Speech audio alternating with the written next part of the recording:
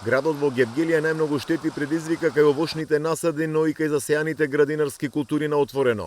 Штети има и кај пластениците и оранжериите. Ретко кој го осигурува земјоделското производство од елементарни непогоди, иако државата субвенционира.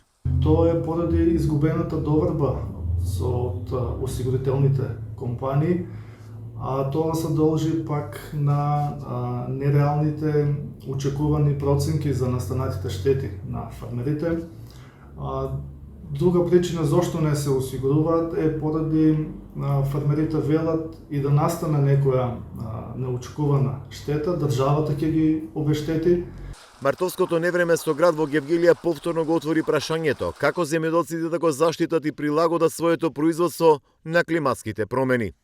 Значи мора да ги следиме и новите иновативни технологии, примената на дата логерите, примената на тензиометрите, примената на заштитните мрежи од град, примената на овие заштитните мрежи за со цел да се прилагодиме кон климатските услови. Тука мораме сериозни промени да направиме во адаптацијата, мерките за адаптација кон климатските промени.